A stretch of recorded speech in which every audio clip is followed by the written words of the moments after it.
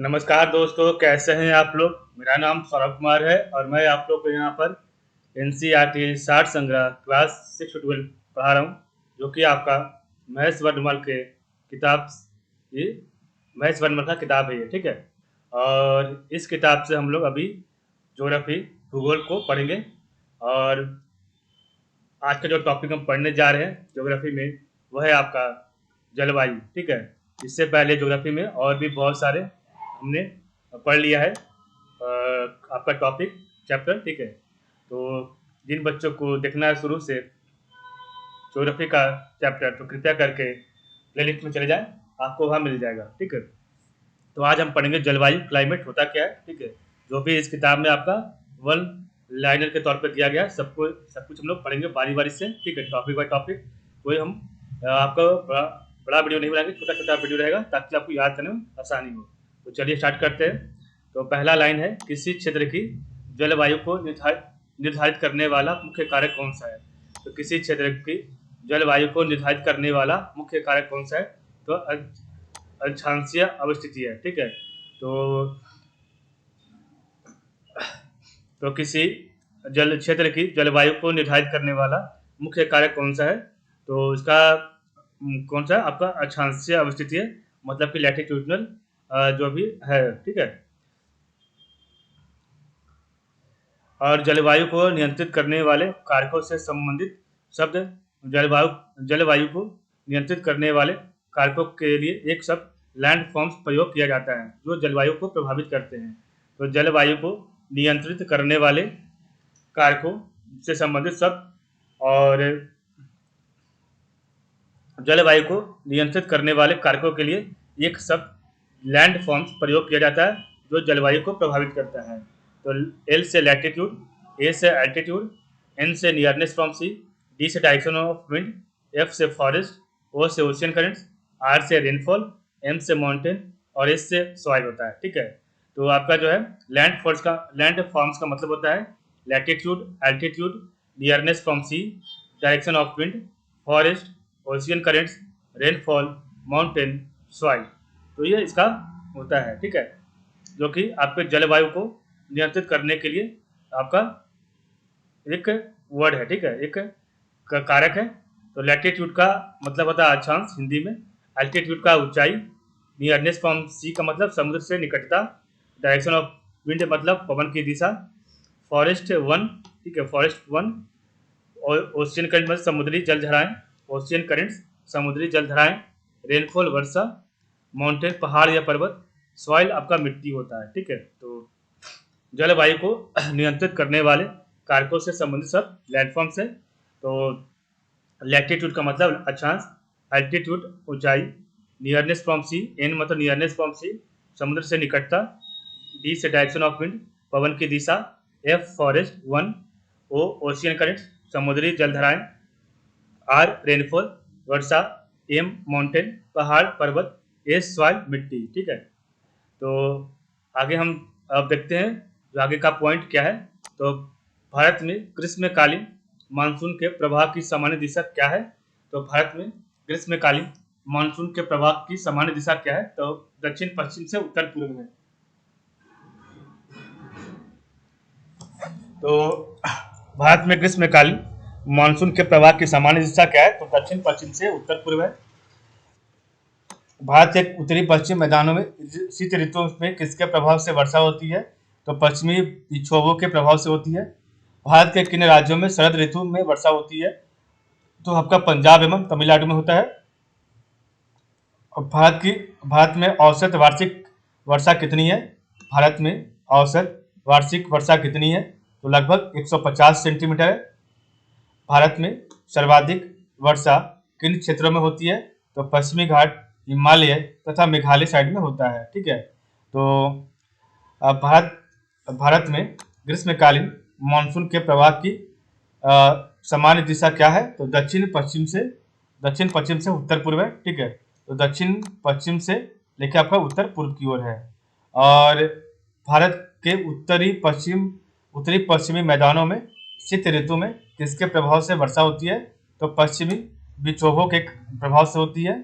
भारत के किन राज्यों में शरद ऋतु में वर्षा होती है, तो पंजाब एवं तमिलनाडु में होता है। और भारत में औसत वार्षिक वर्षा कितनी होती है? तो लगभग 125 सेंटीमीटर होती है। और भारत में सर्वाधिक वर्षा किन क्षेत्रों में होती है? तो पश्चिमी घाट, हिमालय तथा मेघालय में होता है। पश्चिमी घाट, हिमालय तथा मेघालय में होता है। भारत में उष्णकटिबंधीय मानसूनी जलवायु पाई जाती है तथा यहाँ सर्वाधिक वर्षा दक्षिण पश्चिम मानसून द्वारा होती है। जलवायु को मानसूनी जलवायु कहा जाता है। तो भारत में उष्णकटिबंधीय मानसूनी जलवायु पाई जाती है तथा यह सर्वाधिक वर्षा दक्षिण पश्चिम मानसून द्वारा होती है और जलवायु को मानसूनी जलवायु कहा जाता है। भारतीय उपमहाद्वीप पर ग्रीष्म ऋतु में उच्च दाब और निम्न दाब हिंद महासागर से वायु का कर्षण द्रव करते हैं, जिसके कारण प्रभावित होती है। तो भारतीय उपमहाद्वीप पर ग्रीष्म ऋतु में, समर सीजन में, उच्च ताप और निम्न दाब हिंद महासागर से वायु का कर्षण ड्रॉस करते हैं, जिसके कारण प्रभावित होती है दक्षिणी पश्चिमी मानसून। ठीक है, तो इसका मतलब ये हुआ कि आपका जो है दक्षिणी पश्चिमी मानसून का जो है आपका भारतीय उपमहाद्वीप पर समर सीजन में उच्च दाब और निम्न दाब जो है कर्षण करते हैं, जिसके कारण आपका जो है दक्षिणी पश्चिमी मानसून होता है। ठीक है, प्रभावित होता है। नेक्स्ट आपका है व्यापारिक पवनें। तो व्यापारिक पवनें क्या है? ट्रेड विंड्स क्या है? तो व्यापारिक पवन का मतलब है ट्रेड विंड्स। तो इसका मतलब क्या है? तो व्यापारिक पवनें 0 डिग्री से 30 डिग्री उत्तरी एवं दक्षिणी अक्षांशों के मध्य बहने वाले पवनें हैं। और ये पवनें उपोषण उच्च वायु दाब कटिबंधु 35 डिग्री नॉर्थ साउथ से विष्णुवतीय निम्न वायु दाब कटिबंधों 0 डिग्री से 5 डिग्री नॉर्थ साउथ की ओर बहती है।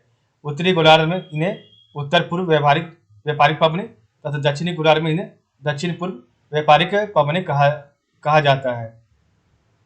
तो आपका जो ट्रेड विंड है उसका मतलब क्या है? तो व्यापारिक पवनें 0 डिग्री से 30 डिग्री उत्तरी एवं दक्षिणी अक्षांशों के मध्य बहने वाली पवनें हैं। और ये पवन उपोषण उच्च वायु दाब कटिबंधों 35 डिग्री नॉर्थ साउथ से विष्णुवतीय निम्न वायुदाब कटिबंधों 0 डिग्री से 5 डिग्री नॉर्थ साउथ की ओर बहती है।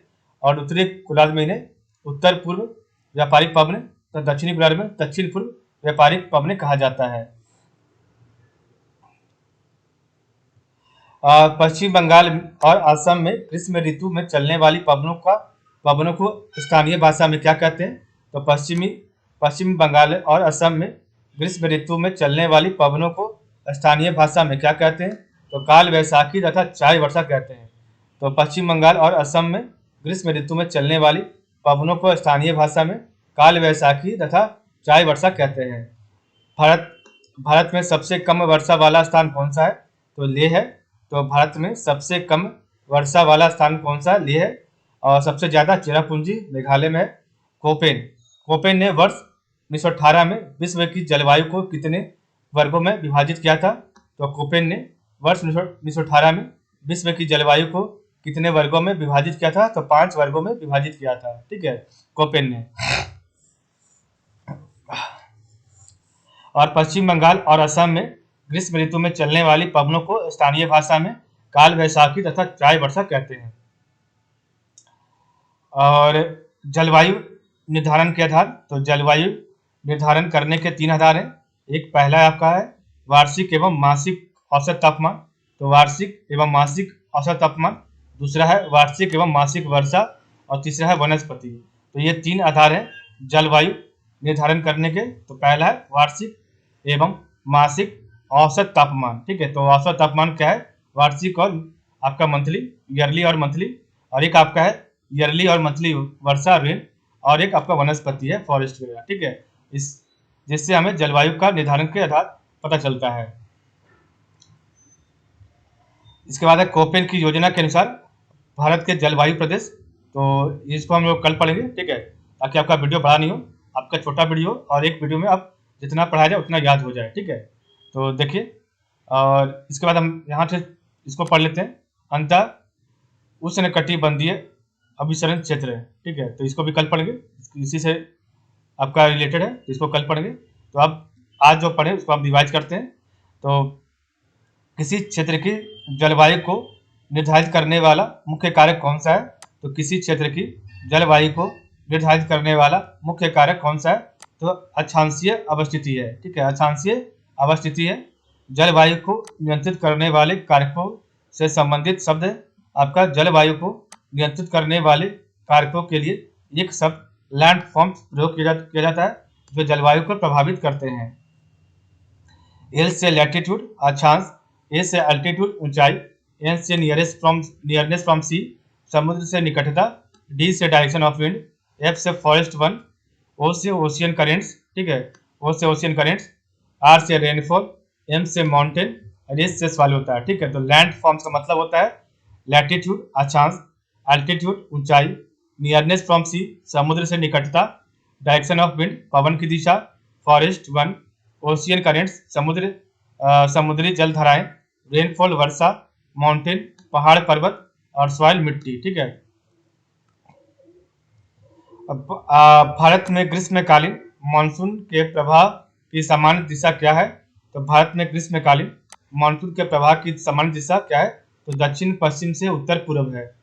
और भारत में उत्तरी पश्चिम मैदान में शीत ऋतु में किसके प्रभाव से वर्षा होती है? तो पश्चिमी विक्षोभों के प्रभाव से होती है।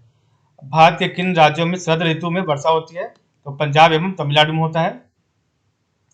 भारत में औसत वार्षिक वर्षा कितनी है? तो लगभग 125 सेंटीमीटर है। भारत में सर्वाधिक वर्षा किन क्षेत्रों में होती है? तो पश्चिमी घाट, हिमालय तथा मेघालय में होता है। भारत में उष्णकटिबंधीय मानसूनी जलवायु पाई जाती है तथा यहाँ सर्वाधिक वर्षा दक्षिणी पश्चिमी मानसून द्वारा होती है और जलवायु को मानसूनी जलवायु कहा जाता है। भारतीय उपमहाद्वीप पर ग्रीष्म ऋतु में उच्च ताप और निम्न दाब हिंद महासागर से वायु का कर्षण क्रॉस करते हैं, जिसके कारण प्रभावित होती है दक्षिणी पश्चिमी मानसून। उसका नेक्स्ट था, हमने पढ़ा था ट्रेड विंड। तो ट्रेड विंड क्या है? व्यापारिक पवन क्या है? तो व्यापारिक पवनें 0 डिग्री से 30 डिग्री उत्तरी एवं दक्षिणी अक्षांशों के मध्य बहने वाली पवनें हैं और ये पवनें उपोषण उच्च वायु दाब कटिबंधों 35 डिग्री नॉर्थ साउथ से विषुवतीय निम्न वायु दाब कटिबंधों 0 डिग्री से लेकर 5 डिग्री नॉर्थ साउथ की ओर बहती है और उत्तरी गोलार्ध में इन्हें उत्तर पूर्व व्यापारिक पवनें तथा दक्षिणी गोलार्ध में इन्हें दक्षिण पूर्व व्यापारिक पवनें कहा जाता है। और पश्चिम बंगाल और असम में ग्रीष्म ऋतु में चलने वाली पवनों को स्थानीय भाषा में क्या कहते हैं? तो काल वैशाखी तथा चाय वर्षा कहते हैं। भारत में सबसे कम वर्षा वाला स्थान कौन सा है? तो आपका लेह है। कोपेन ने वर्ष 1918 में विश्व की जलवायु को कितने वर्गों में विभाजित किया? तो 5 वर्गों में विभाजित किया है। ठीक है, और जलवायु निर्धारण के आधार क्या है? तो वार्षिक एवं मासिक औसत तापमान, वार्षिक एवं मासिक वर्षा और वनस्पति है। ठीक है, ये 3 आपका है जलवायु निर्धारण के आधार। तो आज के लिए बस इतना ही। आप लोग का बहुत बहुत धन्यवाद।